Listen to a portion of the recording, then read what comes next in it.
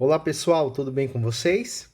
Vamos aqui para mais um vídeo sobre a resolução das questões da OBMEP 2022, nível 3. Nesse vídeo vamos fazer as questões de 16 a 20. Se você ainda não viu os vídeos anteriores com a resolução das questões de 1 até a questão 15, você pode entrar aí na descrição, tem uma playlist só com essas resoluções de OBMEPs de provas anteriores e também você vai encontrar as questões desse ano, de 1 a 5, de 6 a 10 e de 11 a 15 aí no canal. Então vamos responder a questão 16? Vamos lá. A questão 16 diz assim: a figura abaixo mostra um tabuleiro 5 por 5, formado por 25 quadrados pretos ou brancos. Observe que esse tabuleiro não se altera quando girado de 90 graus. Quantos tabuleiros 5 por 5, formado por quadrados pretos ou brancos, não se alteram quando girados 90 graus? Então, pessoal, a figura original do problema é essa figura aqui, ok? Vocês lá na prova devem ter percebido que mesmo que esse quadrado aqui seja rotacionado, né, em 90 graus, a composição dele, né, a formação dele permanece a mesma. Sempre que isso ocorre, gente, a gente costuma dizer que existe uma simetria rotacional, ok? Todos os demais quadrados giram em torno desse quadrado central, certinho? Vamos mostrar aqui na prática como eu formaria esse quadrado central, tá? Esse quadrado por inteiro a partir de uma rotação do quadrado central. Então vamos lá. Primeira coisa, eu vou fazer o seguinte: eu vou selecionar aqui esse, vamos dizer assim, esse quadrado, esse retângulo aqui, ó, que é formado por esses 6 quadradinhos aqui, certo? Percebam que esta composição é ela que rotaciona, né, aqui ao redor desse quadrado central. Então perceba que rotacionando essa composição, a gente vai encontrar esses mesmos 6 quadrados aqui nesta posição. Vejam só, são os mesmos 6 quadradinhos. E eles estão aqui nessa posição. Rotacionando esses 6 quadrados, nós vamos encontrar os mesmos 6 quadradinhos aqui nessa posição. Veja só, eles estão ocupando agora essa posição. E novamente, rotacionando aqui esses 6 quadradinhos, nós vamos encontrar essa mesma composição aqui, ó. Então perceba que há sim uma simetria rotacional, certinho? Então vamos lá, eu vou mostrar como eu formaria esse quadrado original aqui nos quadrados abaixo, certinho? Vamos fazer isso, pessoal. Então, primeiro, nós vamos aqui colorir de preto só o retângulo em questão, né? Formado aqui por essas duas primeiras linhas, certo? E vou incluir também aqui nessa figura o quadrado central, certinho? Então, nós vamos fazer aqui, ó, delimitando aqui a parte que irá rotacionar. Então, fizemos essa delimitação. Agora, vamos lá. Você tem a opção de deixar o quadrado central branco ou preto. E aqui, o autor da questão, ele coloriu esse quadradinho aqui. E coloriu também esse outro quadrado aqui. Então, percebam que dos 6 quadrados, né, que nós selecionamos aqui nas duas primeiras linhas e as 3 primeiras colunas, mais o 7º quadrado, que é esse quadrado central, apenas 2 foram coloridos de preto, certo? Então, rotacione agora essa figura. Então, vamos rotacionar. Quando ela for rotacionada, pessoal, perceba que o quadrado central permanece em branco, vamos dizer assim. Só que agora, olha o que vai acontecer. Essa figura vai ser deslocada, de modo que o que agora aqui é linha, vai virar aqui uma coluna. E na linha aqui, vamos dizer, ó, o primeiro quadrado Estava branco, o segundo preto e o terceiro branco. Você vai fazer a mesma coisa aqui, ó. O primeiro branco, o segundo preto e o terceiro aqui, ó, branco também. A mesma coisa aqui, segunda linha. Perceba que na segunda linha, terceira coluna, o elemento aqui está em preto, ok? Então, o primeiro elemento aqui, ó, vai ser preto. Então, você coloca aqui, ó, o primeiro elemento preto. Colocamos aqui o primeiro elemento preto. E os demais ficaram brancos. Pronto, ó, finalizamos a nossa primeira rotação. Agora, continue a rotação. Então, nós vamos rotacionar aqui. Perceba que esse retângulo aqui, ele tem a mesma composição desse retângulo, apenas aí fazendo a rotação, certo? Nós vamos fazer essa mesma rotação aqui nessa região. Então, fazendo essa mesma rotação, novamente, o que aqui é linha vai virar coluna. Então, você perceba que na linha aqui eu tenho um preto e um branco. Então, aqui você vai colocar também um preto e um branco. Segunda linha aqui está ao contrário, está branco e preto. Então, nós vamos deixar aqui branco e vamos deixar aqui preto. E na terceira linha, os dois estão brancos. Então, aqui na terceira coluna, os dois também ficam brancos. E agora, para fechar, nós vamos colocar aqui, ó, os quadradinhos nesse último retângulo. Então, novamente, aqui, ó, nós temos o primeiro preto, o segundo branco, aqui na coluna. Então, aqui na linha, vai ser o primeiro preto, o segundo branco. Aqui, segunda coluna, o primeiro branco, segundo preto. Então, aqui, ó, primeiro branco, segundo preto. E na terceira coluna, nós temos aqui os dois brancos, então aqui na terceira vai ficar também os dois brancos. Vejam só como essa figura aqui, ela é idêntica a essa figura. Então, nós temos aí duas figuras idênticas. Perceba que nós conseguimos fazer essa rotação. E assim você poderia continuar essa rotação de modo que essa figura ela permaneceria inalterada, pessoal. Então, o que nós fizemos aqui? Nós estamos rotacionando sempre esse conjunto aqui, ó, que está formado aqui por essa figura que apresenta, vamos dizer assim, 7 quadradinhos, certinho? Nós temos aqui ao todo 7 quadrados, ó, 1, 2, 3, 4, 5, 6, 7 quadrados que rotacionam entre si. E esses 7 quadrados, eles podem assumir ou a coloração preta ou a coloração branca.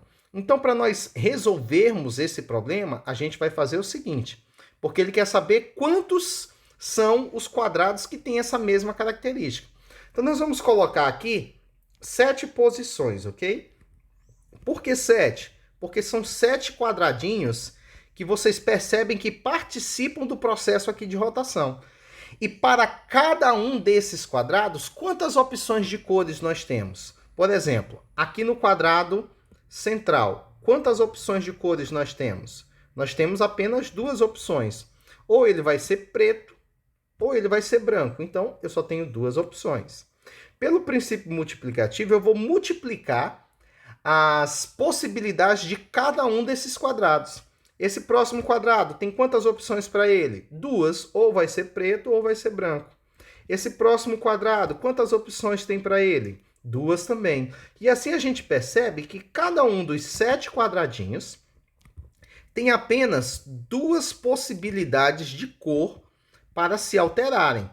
Como só os 7 participam da rotação, então aqui eu tenho 2 elevado à 7ª potência, né? E aí você faz essa multiplicação, 2 vezes 2, 4, vezes 2, 8, vezes 2, 16, vezes 2, 32, vezes 2, 64, vezes 2, 128. E assim você assinala a letra D, pois há 128, né, formas de você fazer esse quadrado, de modo que, ao rotacioná-lo de 90 em 90 graus, as posições desse quadrado se mantêm constante. Ok, pessoal? Então, é uma questão aí você pode colocar de simetria, ok? É uma questão que apresenta para nós uma simetria rotacional, certinho? E essa simetria rotacional aqui, ela funciona com uma rotação de 7 quadrados, girando em torno desse quadrado central, né, que também só pode assumir duas cores, ou branco ou preto. Então, nós temos duas opções de cor para cada um desses 7 quadrados. Então, temos 2 elevado a 7, que é igual a 128, certinho? Vamos para a próxima questão. Questão 17. Questão 17 nos diz assim: 5 jogadores disputam um torneio de tênis de mesa, de modo que cada jogador enfrenta todos os outros exatamente uma vez. Nessas partidas não há empates. Em cada partida, os dois jogadores têm a mesma probabilidade de ganhar, ou seja, 50-50% para cada um. E o resultado de uma partida não influencia o resultado das demais partidas. A pergunta, então, qual é a probabilidade de que algum jogador vença todas as partidas? Então vamos lá. Primeiro nós temos 5 jogadores. Vamos nomeá-los aqui de A, B, C, D e E, ok? Temos 5 jogadores. E cada um deles vai enfrentar todos os outros apenas uma vez. Então, a gente entende que haverão quantas partidas? Né? Se eu tenho 5 jogadores e cada um deles vai enfrentar todos os outros demais, aqui ele só não vai enfrentar ele próprio. Então, a gente pega 5 menos 1. Significa que eu vou ter 4 partidas. Então, eu vou colocar aqui primeira partida, segunda, terceira e quarta partida. Então, nós teremos aqui cada atleta, cada jogador disputando exatamente 4 partidas. E sabemos que a probabilidade de cada um vencer é idêntica. Ou seja, quando o jogador A enfrentar o jogador B, a probabilidade de que ele vença é de 50%. Ou eu posso escrever 1 sobre 2, né, que é 0,5, mesmo que 50%. A probabilidade do jogador A vencer o jogador C, lá na segunda partida, também é de 50%. A probabilidade do jogador A vencer o jogador D, a gente vai dizer aqui que também é 50%. A probabilidade do jogador A vencer o jogador E na última partida também é de 50%. Como eu quero que ele vença todas as partidas, eu vou utilizar aqui o princípio multiplicativo e isso vai me dar aqui uma probabilidade de 1 sobre, multiplica todos os denominadores, 1 sobre 16. Então significa, pessoal, aqui dizer que a probabilidade do jogador A vencer todas as partidas é 1/16. Tudo bem até aqui? Então vamos lá. Se eu repetir esse mesmo raciocínio para o jogador B, C, D e E, nós vamos obter exatamente o mesmo resultado, pois as chances de cada um vencer são idênticas. Então significa que aqui, para o jogador B, eu também vou ter aí esse 1/2 multiplicado por ele mesmo 4 vezes, ou seja, 1/2 elevado à quarta potência, que também vai ser 1/16. Se eu quiser fazer o mesmo cálculo aqui para o jogador C, eu também vou obter essa probabilidade de 1/16. O jogador D vai ter a mesma probabilidade de 1/16 e o jogador E vai ter também as chances de 1/16 de vencer todas as partidas. Agora, a análise é a seguinte: será que todos os 5 jogadores teriam condições de vencer as 4 partidas que vão disputar? Óbvio que não, né? Porque, por exemplo, se o jogador A vencer todas as partidas, significa que, pelo menos aqui, significa que todos esses jogadores restantes perderam ao menos uma vez. Se o A foi vencedor de todas as partidas, o B, o C, o D e o E perderam ao menos uma. Então a gente não tem a possibilidade de mais de um jogador vencer todas as partidas. Então, ou A, ou B, ou C, ou D, ou E vencerão todas as partidas. Como é ou, então significa que as probabilidades aqui devem ser somadas, ok? Então, utilizando o princípio aditivo, a probabilidade de que algum jogador vença todas as partidas vai ser a seguinte: vai ser 1/16 lá do jogador A, mais, porque é ou, 1/16 do jogador B, e aí a gente vai repetir essa mesma probabilidade até o jogador E. Ou seja, como são 5 jogadores, basta que eu faça 5 vezes 1/16. E aí nós vamos chegar à probabilidade de 5/16, que é a probabilidade de que algum dos 5 jogadores vença todas as partidas. Ou seja, a resposta aí da questão 17 é a letra C, ok? Então, essa questão aí é uma questão bem simples. Nós chegamos aí à resposta, que é a letra C. Tranquilo, né? Então, vamos aí para a próxima questão. Questão 18 nos diz assim. A questão 18 diz assim: sejam A e B inteiros positivos, tais que A mais 2 é múltiplo de B e B mais 2 é múltiplo de A. A pergunta, então, é a seguinte: qual é o maior valor possível para A mais B? Então, vamos fazer esse raciocínio, pessoal. Então, primeiro, ele nos afirma o seguinte, que A mais 2 é múltiplo de B. Então, sabendo que A e B são números inteiros positivos, a gente vai dizer o seguinte, que para eu obter aqui, ó, tanto A quanto B são números inteiros positivos. Então, eu vou fazer o seguinte.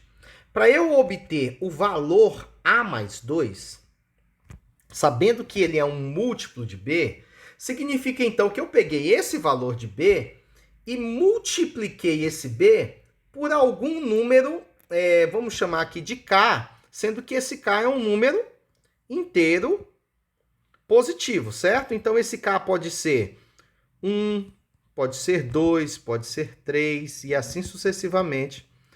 É o valor dessa constante. Então, todas as vezes que eu multiplicar o B por um valor K qualquer, sendo K um número inteiro positivo, eu vou obter um outro número aqui que também será um número inteiro positivo. Concorda comigo? Então, vamos ao seguinte. Se eu fizer aqui B vezes K, nós vamos obter o seguinte. Nós vamos obter B vezes o K. Sendo K 1, podemos obter o próprio B. Podemos obter 2 vezes B, 3 vezes B, 4 vezes B e assim sucessivamente. Então, eu entendo que os valores que eu vou encontrar para os possíveis múltiplos de B, que são esses que estão aparecendo aqui, esses aqui são os múltiplos, né, do valor B. Os valores que eu encontro como possíveis múltiplos de B, todos eles serão maiores ou, no caso aqui do próprio B, iguais a B. Então, eu vou dizer o seguinte, que o A mais 2 será sempre, né, maior ou igual ao B, ou seja, B vai ser sempre menor ou igual a A mais 2.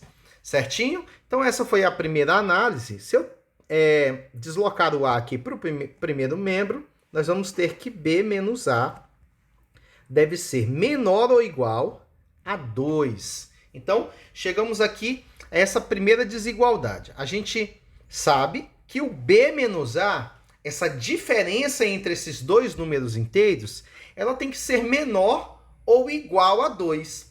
Então, se ela é menor ou igual a 2, e eu tenho aqui dois números que são inteiros e positivos, significa, então, pessoal, que considerando, por exemplo, que o número B seja maior do que o número A, essa diferença só pode ser ou 0, se os dois forem iguais, ou 1, se o B for uma unidade maior que A, ou 2, se o B for 2 unidades maior que A, porque essa diferença só pode ser menor ou igual a 2. Então, vamos aqui às situações possíveis.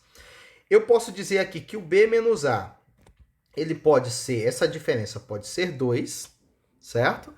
Essa diferença pode ser, vamos escrever aqui, essa diferença pode ser 2, essa diferença pode ser 1, ok? Tem que ser menor ou igual a 2, então pode ser 2, pode ser 1, ou no caso em que o A e o B, por exemplo, fossem iguais, né, tendo o mesmo valor, essa diferença seria igual a 0, certinho? Ele quer, olha só o que ele nos pede, ele quer que A e B, A mais B, tenha valor máximo, ok?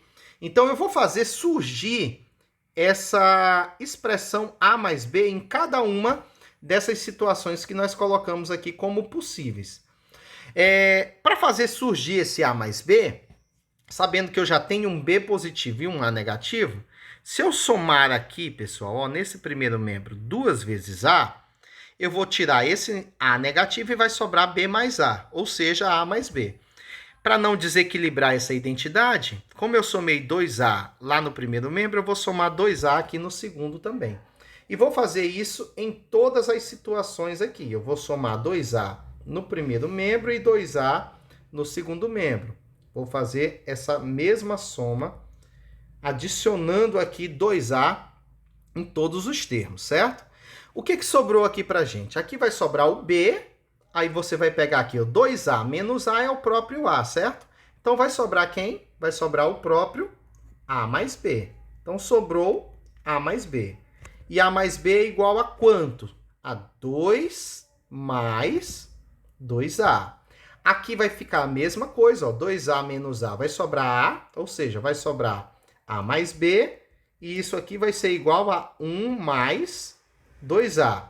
E aqui na terceira situação possível, nós vamos ter também A mais B, aqui no primeiro membro, e 0 mais 2A vai dar o próprio 2A. Então, olhem aqui os resultados que nós obtivemos para a soma A mais B, que é o que a questão nos pede.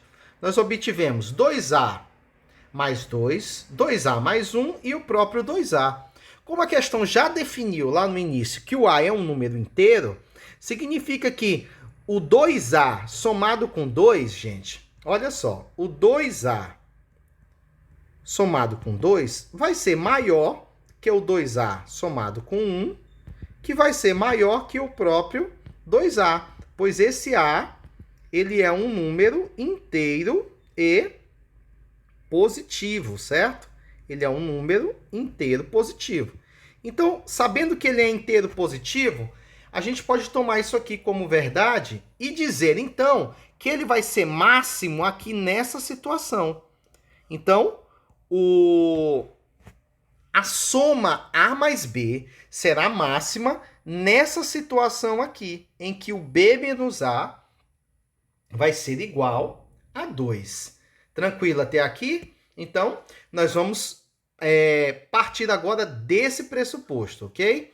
Então, nós já sabemos que para que A mais B seja máximo, nós vamos assumir que B menos A vai ter que ser igual a 2, certinho? Então, vamos fazer aqui agora a seguinte situação. Eu vou fazer uma tabela, tá? E nós vamos posicionar aqui possíveis valores para A e possíveis valores para B, mas respeitando essa análise que nós já fizemos, de que o B menos A tem que ser igual a 2, ok? Então, nós vamos respeitar essa análise e vamos colocar alguns possíveis valores de A e B aqui nessa tabela, certinho? Vamos fazer isso assim. Então, aqui eu vou posicionar os valores de A, aqui eu vou posicionar valores de B. Como a questão falou que os números têm que ser múltiplos de A mais 2 e tem que ser múltiplos de B mais 2, né? A gente vai colocar também essa opção aqui nessa soma, certinho? Então, vamos lá. Como os números são inteiros positivos, então eu vou dizer que o A pode ser 1, pode ser 2, 3 e assim sucessivamente. Esses são alguns dos possíveis valores que o A pode assumir. Tranquilo, pessoal? Então isso aqui é infinito, segue assim. Agora, eu não vou colocar o B de forma aleatória, eu vou colocar o B respeitando essa análise aqui. O B menos o valor de A tem que dar 2, certo, pessoal? Então, para o B menos A dar um valor 2, então qual o número que, subtraindo 1, vai ser igual a 2? No caso, 3, ok? Então, um possível par dos valores de A mais B seria B valendo 3, A valendo 1, pois assim 3 menos 1 seria igual a 2, ok?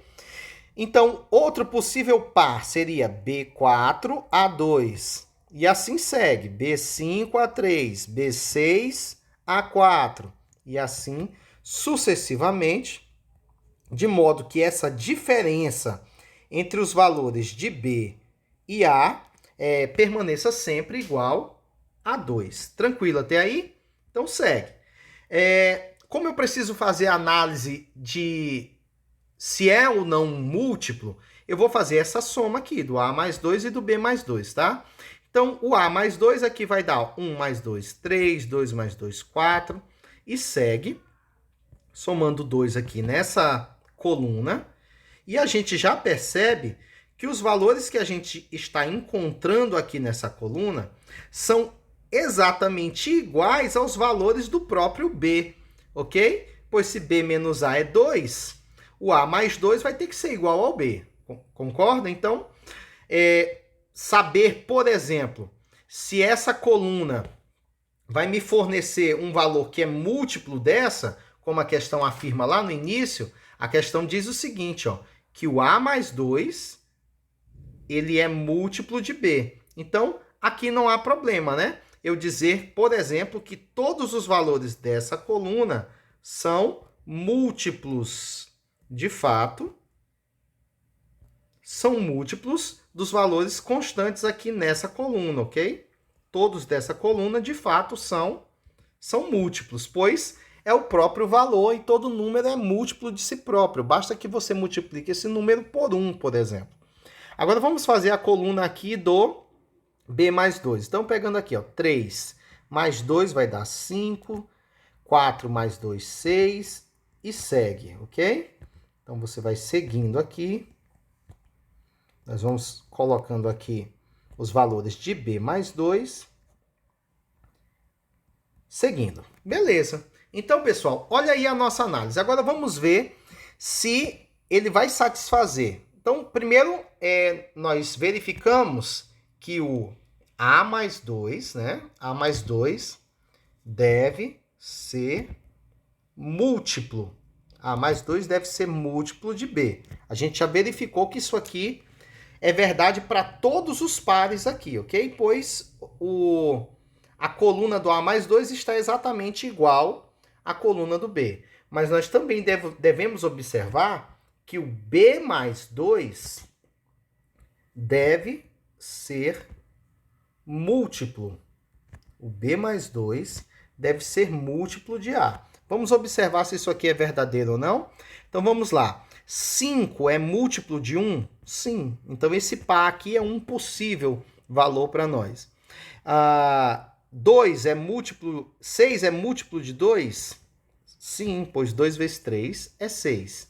7 é múltiplo de 3? Aí não. Então, eu não posso usar essa linha aqui, certo? 8 é múltiplo de 4? Sim, pois 4 vezes 2 é 8. 9 é múltiplo de 5? Aqui também não. 10 é múltiplo de 6? Não. 11 é múltiplo de 7? Não. E aí vamos perceber que daqui em diante, pessoal, olha só. O número que aqui está, quando multiplicado, por exemplo, 7 vezes 1 é o próprio 7. 7 vezes 2 já está me fornecendo um valor maior que 11. Então, esse valor não vai poder ser múltiplo de 7, ok? Da mesma forma, se eu multiplicar 8 vezes 1 é 8, 8 vezes 2 é 16. É maior que 12. Então, aqui também não vai ser múltiplo. O próprio 9, 9 vezes 1, 9. 9 vezes 2 é 18. Também já é um valor maior que o valor 13 aqui que se apresenta. Então, eu entendo que daqui para baixo, né, desse ponto aqui, né, para baixo, todos os valores que a gente tentar associar aqui, de A e B, não vão satisfazer essa condição que foi imposta lá no início da questão, certinho? Então, eu vou pegar só os valores que estão aqui, ó, desta linha para cima, certo? Só os que estão aqui desta linha para cima. E a questão pede que nós forneçamos aqui o par de A mais B que me forneça a soma A mais B máxima, ok? A soma A mais B de modo que ela seja máxima. Então, some aqui, ó. 3 com 1 vai me dar uma soma igual a 4.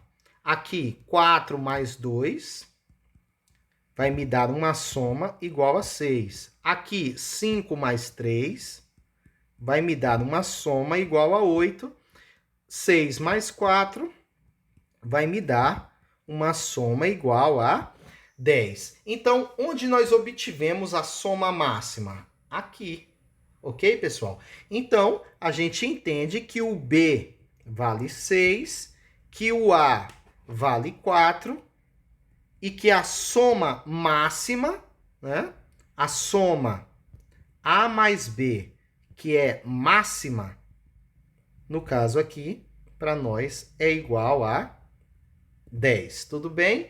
Então, dessa forma, eu volto ali na alternativa e assinalo a letra D. A soma máxima para A mais B vale 10, ok? Então, vamos aqui para a próxima questão. A questão 19, certinho? Vamos para a questão 19. A questão 19 nos fornece um retângulo ABCD que é formado pelos triângulos ABP. Vamos localizar esses triângulos aqui, ó. Tá aqui o triângulo ABP. O triângulo CQP. Então, tá aqui o triângulo CQP. O triângulo APQ. Tá aqui, é o triângulo que está aqui demarcado aqui, colorido, APQ, certinho? E o AQD, tá aqui, ó, AQD, beleza? Então, esse retângulo foi dividido aqui em alguns triângulos. As áreas dos triângulos ABP, CQP e AQD são, respectivamente, 6, 5 e 2. Tá aqui, ó, a área desse triângulo é 6, aqui é 5 e aqui é 2. Qual é, em centímetros quadrados, que é a mesma medida das áreas que ele já forneceu, a área desse triângulo aqui? Ele quer que nós forneçamos a área desse triângulo que está no interior aqui da figura, vamos dizer assim, ok? Então, vamos para a conta. Como ele não nos deu aqui os valores desses segmentos, a gente vai nomear aqui de forma aleatória, certo, pessoal? Então, eu vou colocar aqui que esse comprimento aqui vale U, que seria a base, semelhante à base, né? Que essa altura aqui, por exemplo, vale V. Esse segmento aqui, que vai do D até o Q, eu vou chamar de W. Esse segmento que vai do Q até o C, eu vou chamar de X. Esse segmento aqui do C ao P, eu vou chamar de Y. E esse segmento que vai de P até B, eu vou chamar de Z.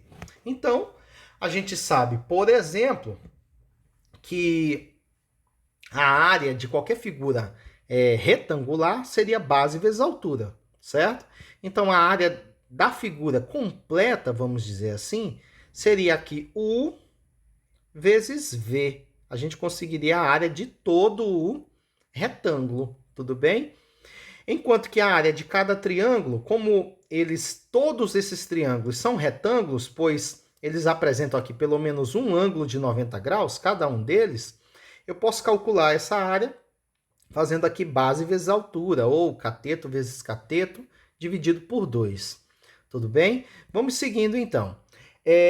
eu vou pegar a área de cada um desses triângulos, certinho, pessoal? Vamos iniciar aqui, por exemplo, com esse triângulo de área igual a 6. Então, como eu falei, a gente pode dizer que a área do triângulo é base vezes altura dividido por 2. Então, eu vou começar aqui, ó. Eu vou dizer que U vezes Z, tá? Que é aqui, ó, a base e a altura desse triângulo, né? Você considerando que ele está aqui virado de cabeça para baixo. Base vezes altura, dividido por 2, vai dar quanto aqui? Vai dar 6. Você fazendo aqui uma proporção, né? Produto dos meios igual ao produto dos extremos, a gente chega a essa equação aqui, que U vezes Z é igual a 12, ok? Pois U vezes Z vezes 1 dá ele mesmo, e 2 vezes 6 igual a 12, certinho? Você pode guardar essa informação assim, ou você pode isolar uma dessas incógnitas aqui, ou U ou Z, você pode isolá-los, tá? Eu vou isolar, por exemplo, aqui o Z. Então, eu vou pegar aqui que Z vai ser 12 e o U que está multiplicando fica dividindo.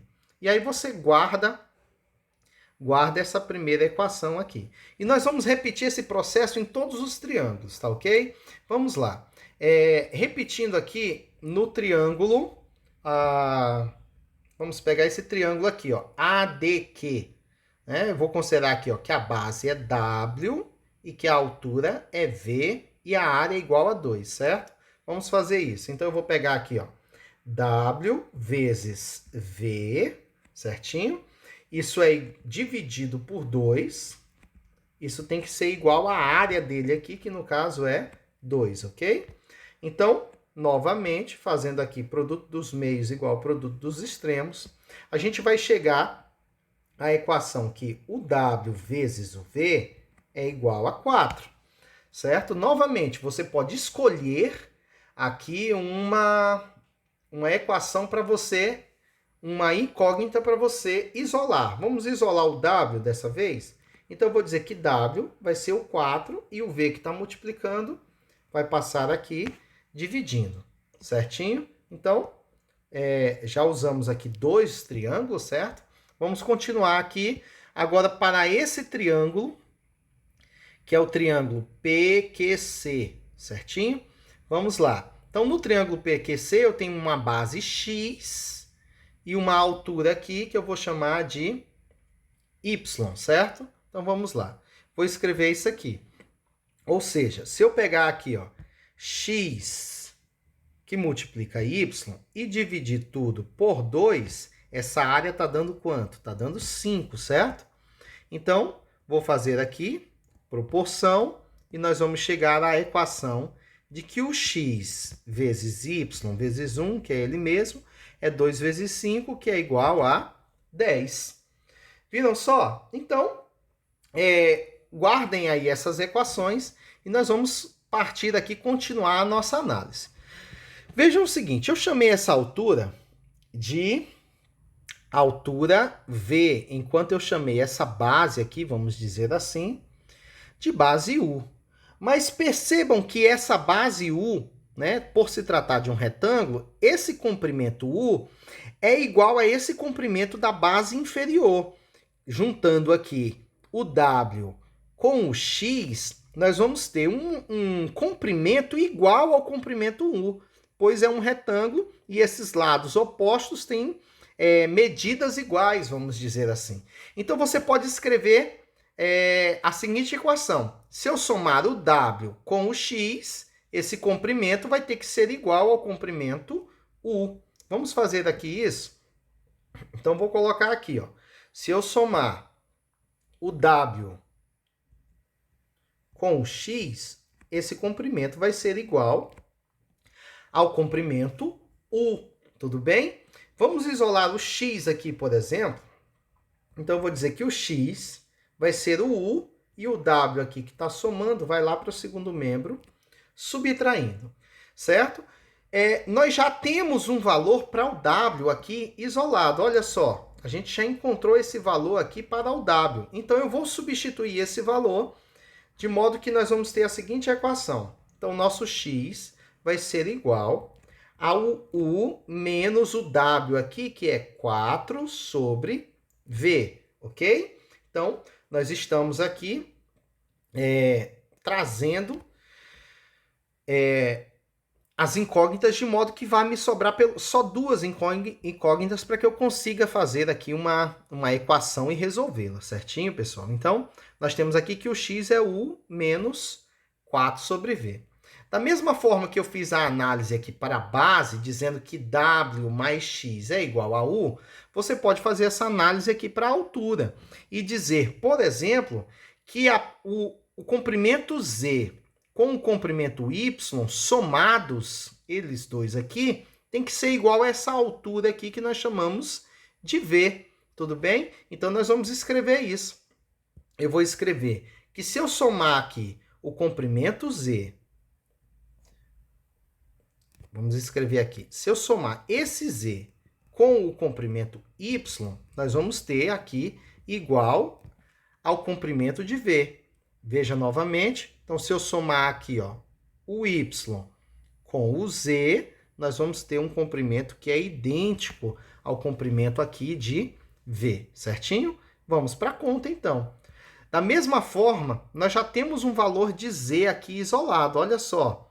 O Z é 12 sobre U. Então, eu vou isolar aqui esse Y, de forma que eu vou ter aqui Y é o V, e o Z que está somando vai lá para o segundo membro, subtraindo. Nós já temos um valor para o Z, tá aqui, ó. O Z é 12 sobre U. Então, faça essa substituição. Nós vamos chegar aqui à equação de que Y é igual a V menos 12 dividido para U, certinho? Então, olha aqui, nós temos uma equação de X que está aqui em função de U e V, e temos também uma equação aqui de Y, também em função de U e V. E a gente já tinha obtido, né, através do triângulo, essa expressão de que x vezes y é igual a 10. Então, nós vamos partir aqui dessa equação, de que o x vezes o y, isso é igual a 10, substituindo aqui esse x e esse y que nós encontramos. Vamos fazer essa substituição agora? Então, vamos lá. Nós encontramos aqui para x, que x é U menos 4 sobre V. Então, no lugar desse x, nós vamos colocar aqui a expressão U menos 4 sobre V, certo? Vamos lá, vezes o y. No lugar desse y, eu vou colocar essa expressão que nós encontramos, que é V menos 12 sobre U, ok? E tudo isso é igual a 10. Aqui nós vamos fazer a propriedade distributiva, tá? O U vai multiplicar os dois termos lá, assim como o menos 4V também vai multiplicar esses dois termos. E nós vamos obter aqui os seguintes fatores aqui. Vamos lá, o U com V vai ficar U vezes V, ou UV. Jogo de sinal, mais com mais é mais. Agora, o U vezes menos 12 sobre U. Aí você vai aqui, ó, mais com menos, dá menos.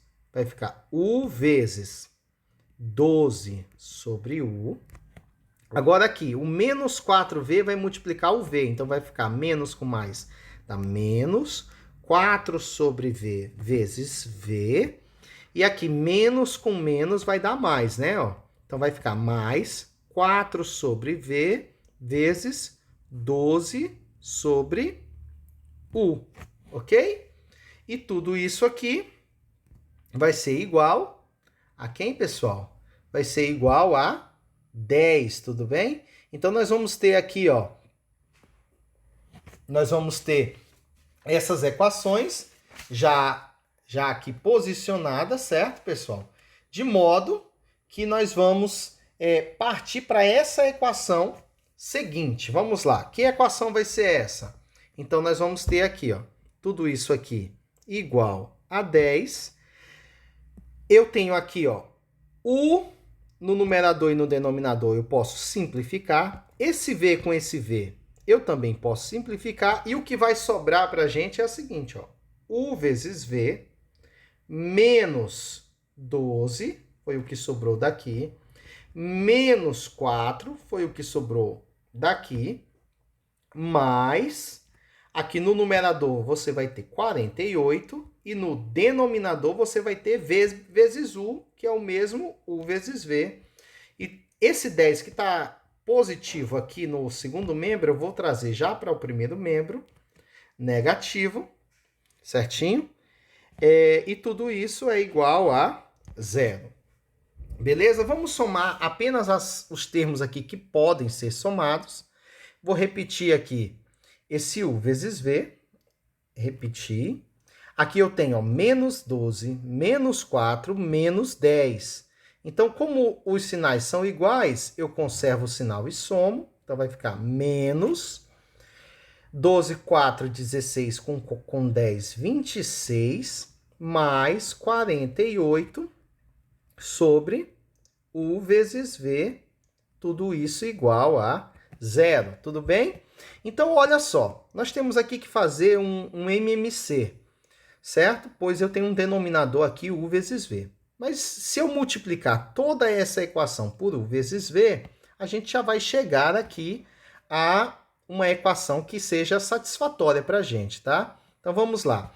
Quando eu multiplicar esse U vezes V por todos esses termos, fazendo aqui uma propriedade distributiva também, nós vamos ter o seguinte, U vezes V vezes U vezes V vai dar U vezes V elevado ao quadrado, certo? Todo número multiplicado por ele mesmo é ele ao quadrado.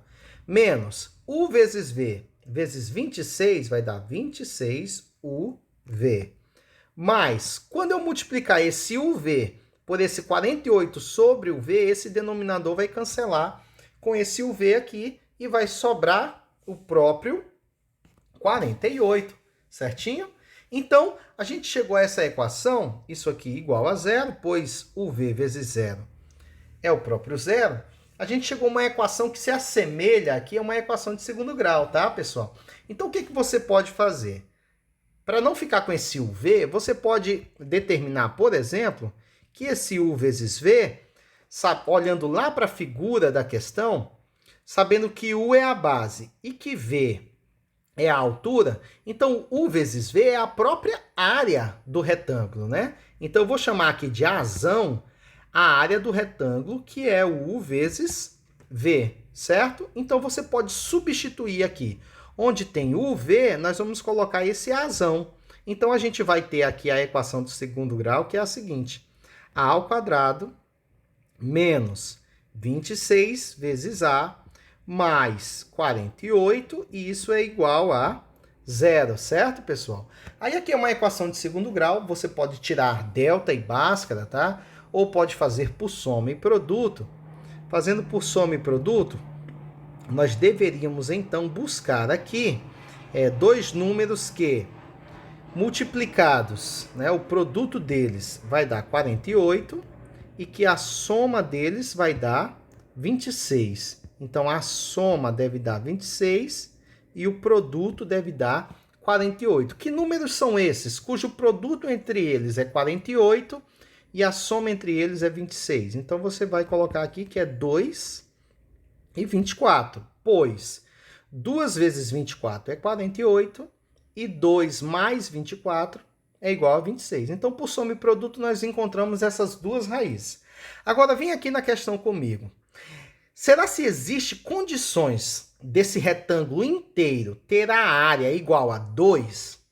É óbvio que isso aqui seria um absurdo, né? Pois, por exemplo, só esse triângulo já tem uma área igual a 2. Então, seria impossível que todo o retângulo tenha área igual a 2. Então, eu vou dizer que essa área A igual a 2 aqui, ela não convém aqui para o nosso cálculo, ok? Então, o A igual a 2 não convém. Então, eu entendo que a área do retângulo é, na verdade 24 centímetros quadrados. Essa é a área do retângulo. Então, na análise final, nossa, vamos lá. A área total do retângulo é 24 centímetros quadrados. Só que eu já tenho aqui 6 para esse triângulo, 5 para esse triângulo e tenho aqui mais 2 para esse triângulo.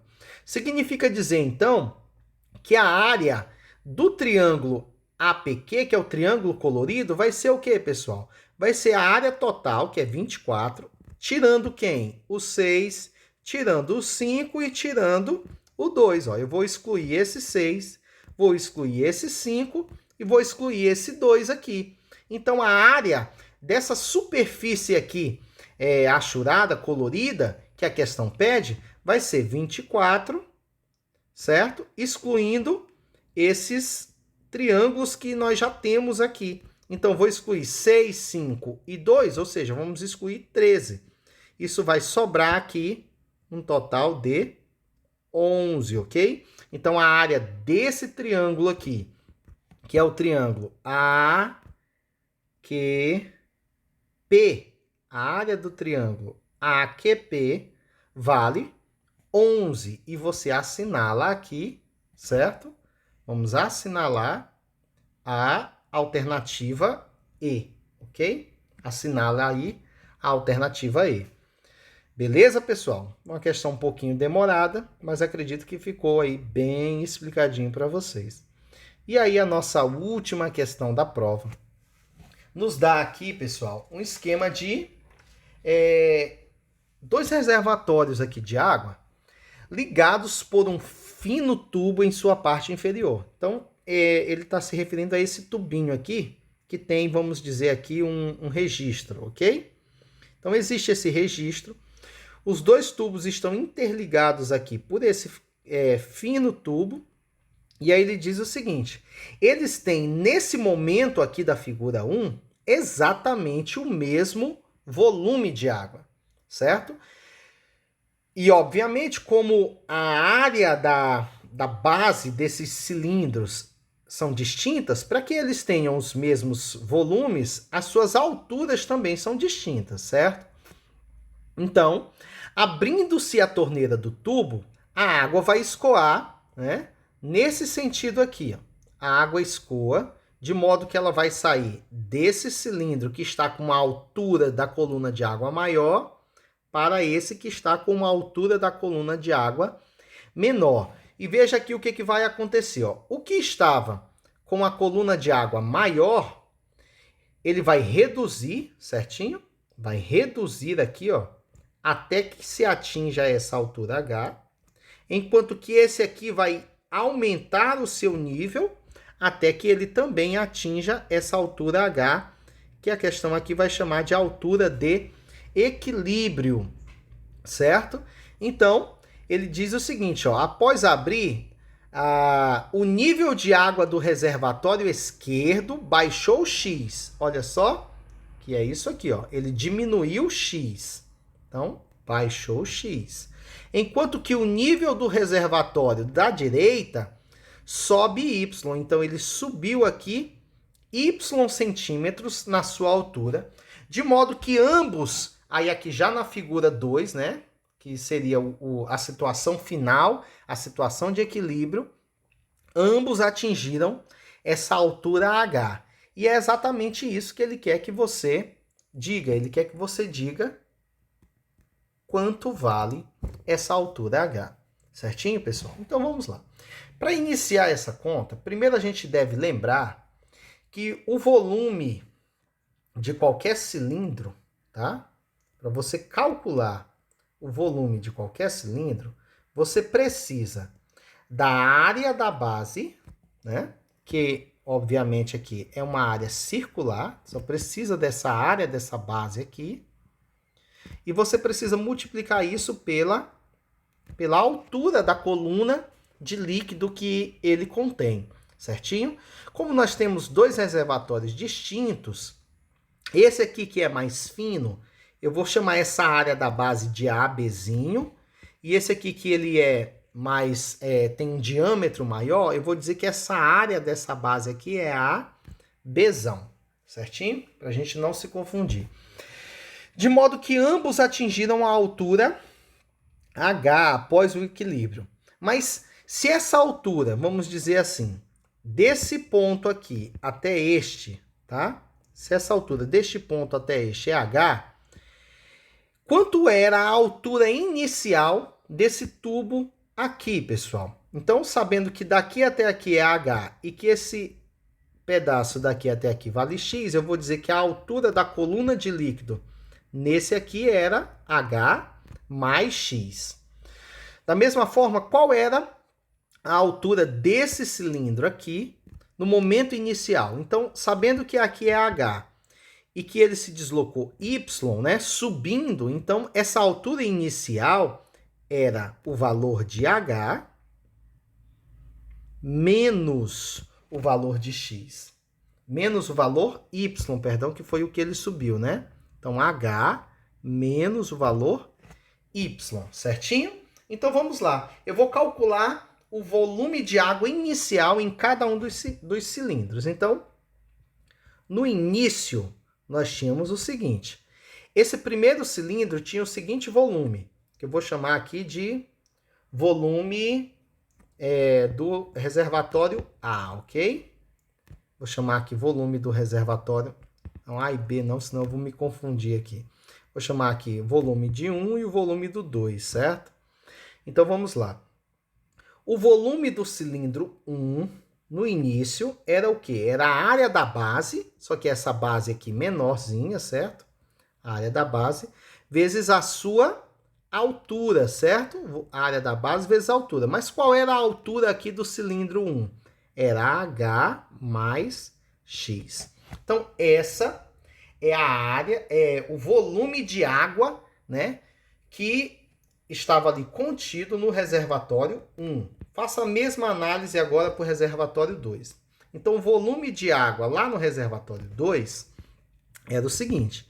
Era a área da base maior aqui, né? Essa base aqui maior, que multiplica a altura da coluna de líquido. E a altura da coluna de líquido inicial era o quê? Era H menos Y, tudo bem? Então, esses eram os volumes iniciais. Agora, qual foi o volume, gente, final? O que foi que aconteceu após a torneira ser aberta? Aconteceu o seguinte, esse aqui diminuiu o seu volume e esse aqui aumentou, de modo que a altura tornou-se a mesma, ou seja, a altura final foi H em ambos, certo?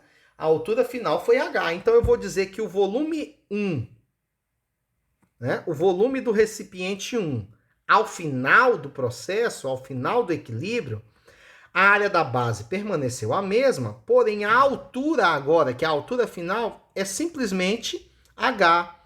A mesma coisa aconteceu aqui com o volume no recipiente 2. A sua base é a mesma, porém a altura final aqui também é uma altura H, certinho? Então vamos lá. Eu já sei qual o volume de líquido no início e no final em cada um dos recipientes. Eu vou calcular agora quanto foi a variação, vamos dizer assim, do volume do líquido, tá? E para calcular essa variação, geralmente a gente utiliza o delta, né, para fazer essas variações. Então, eu vou chamar aqui de delta a variação do líquido no recipiente 1. Então, esse delta, ele é o seguinte, eu vou pegar aqui, ó, o AB vezes H mais X, que era o volume inicial, menos, né, nós vamos extrair aqui o volume final, que foi AB vezes Hzinho, certinho? Então, olha aí o que nós fizemos. Eu peguei esse volume, que era o volume inicial, e estou fazendo menos esse volume, que é o volume final. Então, essa variação, né, esse delta, vamos dizer assim, vai ser o seguinte, conserva aqui o AB, que é o fator comum, então vai sobrar o que aqui dentro? Vai sobrar H mais X, menos esse AB vezes H dividido por AB, vai sobrar o próprio H. Então, essa variação aqui vai ser AB, que é a área da base, vezes, tira aqui os simétricos, ó, mais H menos H, sobrou quem aqui? AB vezes X, certo? Vamos fazer esse mesmo raciocínio da variação aqui também no recipiente 2. O O recipiente 2 tinha inicialmente aqui a área da base vezes H menos Y. E eu vou subtrair do volume final, que foi quem? Foi a área da base, né, ABzão, vezes H, que foi o volume final. Ou seja, eu estou pegando esse volume aqui menos esse volume. O volume inicial menos o volume final. O que vai sobrar aqui? Vamos lá. A área da base é o fator comum, ele aparece aqui e aqui, então vou colocá-lo em evidência. Tudo isso aqui dividido pelo fator comum vai sobrar H menos Y. E tudo isso aqui subtraído do fator comum, que é AB, vai sobrar ó, menos H, certo? Então, o que sobrou aqui, pessoal? Tira aqui os simétricos, vou tirar o H e vou tirar o menos H.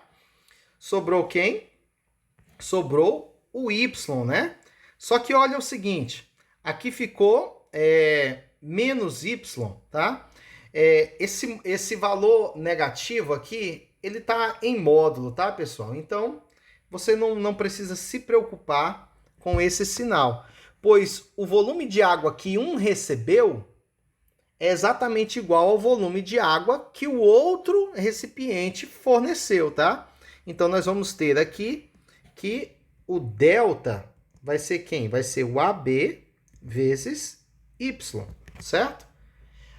Ou seja, sabendo que o volume que o recipiente 1 cedeu foi o mesmo volume que o recipiente 1, recipiente 2 recebeu, então eu posso fazer aqui uma certa proporção, tá? Eu vou fazer uma proporção pegando aqui o volume inicial do recipiente 1, ele está para a variação no recipiente 1, assim como o volume inicial no recipiente 2, ele está para a variação no recipiente 2. Então, vamos fazer aqui essa proporção. Ela vai ficar assim, ó. Segue aqui comigo. Então, nós vamos pegar ali. O volume inicial era quem, pessoal? Era AB vezes H mais X. Isso aqui está para a variação do recipiente 1, que foi quem? AB vezes X. Isso aqui está para o volume inicial lá no recipiente 2, que era Azão, Bzão, vezes H menos Y. E isso está para aqui a sua variação, que é o Azão, Bzão, vezes Y. Ok? Então, segue aqui a conta. Eu posso simplificar aqui a área da base menor com a área da base menor, a área da base maior com a área da base maior. E o que sobra para nós aqui é o seguinte. H sobre X dividido por X é igual a H mais X dividido por X é igual a H menos Y dividido por Y. Ok? O que você pode fazer aqui é, novamente, uma outra proporção e vai ficar da seguinte forma. Eu vou pegar aqui, ó, H mais X vai multiplicar quem? Vai multiplicar o Y, da mesma forma que o X aqui, ó, vai multiplicar o H menos Y, ok? Faz aqui a propriedade distributiva. Vamos fazer aqui essa propriedade distributiva e vai ficar o seguinte. Aqui vai ficar ó, HY mais XY. Isso é igual. Aqui vai ficar HX menos XY, certo? Como ele quer descobrir o valor de H, eu vou isolar o H no primeiro membro. Então, para fazer isso, eu vou jogar esse HX aqui que está positivo lá para o primeiro membro, eu vou jogá-lo negativo, tá?